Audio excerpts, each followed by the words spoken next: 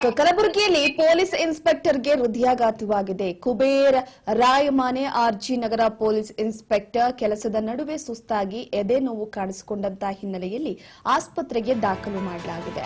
ಇತ್ತೀಚೆಗೆ ಹೃದಯಾಘಾತದ ಪ್ರಕರಣಗಳು ಮತ್ತಷ್ಟು ಜಾಸ್ತಿ ಆಗ್ತಾ ಇದೆ. ಕಲಬುರಗಿಯಲ್ಲಿ ಪೊಲೀಸ್ ಇನ್ಸ್ಪೆಕ್ಟರ್ಗೆ ಹೃದಯಾಘಾತ ಸಂಭವಿಸಿರುವಂತದ್ದು. ಕುಬೇರ್ ರಾಯಮಾನೆ ಆರ್ಜಿ ನಗರ ಪೊಲೀಸ್ ಇನ್ಸ್ಪೆಕ್ಟರ್ ಇವರು ಕೆಲಸ ಮಾಡ್ತಾ ಇದ್ರು. ಕೆಲಸದ ನಡುವೆಯೇ ಇದ್ದಕ್ಕಿದ್ದ ಹಾಗೆ ಸುಸ್ತಾಗಿದೆ, ಎದೆ ನೋವು ಕಾಣಿಸಿಕೊಂಡಿದೆ.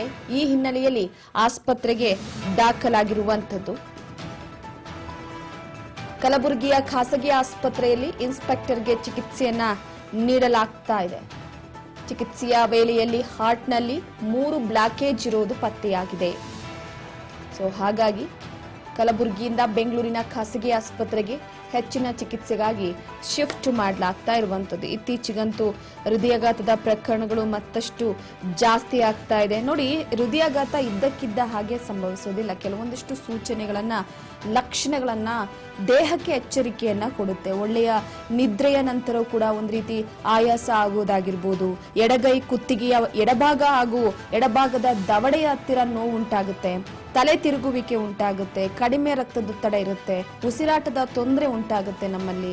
ಇವೆಲ್ಲಾ ಲಕ್ಷಣಗಳು ಬಂತು ಅಂತಂದ್ರೆ ಹೃದಯಾಘಾತದ ಹತ್ರ ಇದ್ದೀವಿ ನಾವು ಅಂತ. ಹಸಿವಿಲ್ಲದಿದ್ರೂ ಕೂಡ ಬಹಳ ಬೇಗವಾಗಿ ಹೊಟ್ಟೆ ತುಂಬುತ್ತೆ, ತಿನ್ಬೇಕು ಅನ್ನುವಂತ ಬಯಕೆ ಇರೋದಿಲ್ಲ ನಮಗೆ, ಆದ್ರೂ ಹೊಟ್ಟೆ ತುಂಬಿರುತ್ತೆ. ಅನಗತ್ಯವಾಗಿ ಆತಂಕ ಪಡ್ತಾ ಇರ್ತೀವಿ, ಚಡಪಡಿಕೆ ಬರ್ತಾ ಇರುತ್ತೆ, ವಾಂತಿ ಆಗುತ್ತೆ, ವಾಕರಿಕೆ ಆಗುತ್ತೆ, ಹೊಟ್ಟೆಯಲ್ಲಿ ಒಂದು ರೀತಿಯಾಗಿ ಅಸ್ವಸ್ಥತೆ ಉಂಟಾಗುತ್ತೆ, ತಣ್ಣನೆಯ ಪದಾರ್ಥಗಳು ಅಂದ್ರೆ ಮೀನ್ಸ್ ಕೈ ಕಾಲೆಲ್ಲ ಕೂಡ ತಣ್ಣಗಾಗಿರುತ್ತೆ. ಇದೆಲ್ಲವೂ ಕೂಡ ಲಕ್ಷಣಗಳು ಬರುವಂತದ್ದು. ಈ ಲಕ್ಷಣಗಳು ಬಂದ್ರೆ ಯಾರು ನಿರ್ಲಕ್ಷ್ಯ ಮಾಡಬೇಡಿ.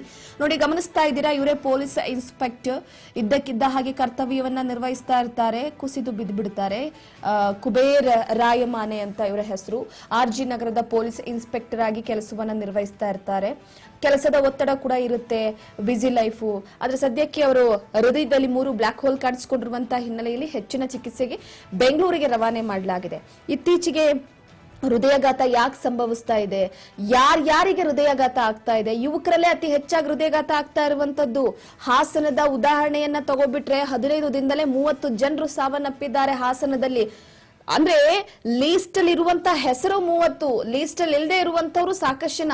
ಮೃತಪಟ್ಟಂತಹ ಸಂದರ್ಭದಲ್ಲಿ ಆಸ್ಪತ್ರೆಗೆ ಕರೆದುಕೊಂಡು ಹೋದ್ರೆ ಅದರ ಲೀಸ್ಟ್ ನಮಗೆ ಸಿಗುತ್ತೆ, ಆದ್ರೆ ಎಷ್ಟೋ ಜನ ಮೃತಪಟ್ಟಂತವ್ರನ್ನ ಆಸ್ಪತ್ರೆಗೆ ತೆಗೆದುಕೊಂಡು ಹೋಗೋದೇ ಇಲ್ಲ. ಹಾಗಾಗಿ ಇತ್ತೀಚೆಗೆ ಹೃದಯಾಘಾತ ಅತಿ ಹೆಚ್ಚಾಗಿ ಸಂಭವಿಸ್ತಾ ಇದೆ. ಕರ್ನಾಟಕದಲ್ಲಂತೂ ಹೃದಯಾಘಾತಕ್ಕೆ ಸಾಕಷ್ಟು ಜನ ಬಲಿಯಾಗ್ತಿದ್ದಾರೆ, ಮರಣ ಮೃದಂಗ ಮುಂದುವರಿತಾ ಇದೆ. ಸದ್ಯಕ್ಕೆ ಈಗಾಗಲೇ ಕುಬೇರ್ ಅವರನ್ನ ಆಸ್ಪತ್ರೆಗೆ ರವಾನೆ ಮಾಡಲಾಗಿದೆ, ಹೆಚ್ಚಿನ ಚಿಕಿತ್ಸೆಯನ್ನ ನೀಡಲಾಗ್ತಾ ಇದೆ. ಚಿಕಿತ್ಸೆ ಉತ್ತಮವಾಗಿ ಫಲಕಾರಿ ಆಗಲಿ, ಹುಷಾರಾಗಿ ವಾಪಸ್ ಬರ್ಲಿ ಅವರು. ಈಗಾಗಲೇ ಆಪರೇಷನ್ ವಿಚಾರಕ್ಕೆ ಸಂಬಂಧಪಟ್ಟಂತೆ ವೈದ್ಯರು ಕೂಡ ತಯಾರು ಮಾಡ್ಕೊಳ್ತಿದ್ದಾರೆ. ಒಟ್ಟಾರೆಯಾಗಿ ಎಲ್ಲಾ ಲಕ್ಷಣಗಳು ಕಂಡು ಬಂದಂತಹ ಸಂದರ್ಭದಲ್ಲಿ ಸ್ವಲ್ಪ ನಮ್ಮ ಎಚ್ಚರಿಕೆಯಲ್ಲಿ ನಾವಿರಬೇಕಾಗತ್ತೆ.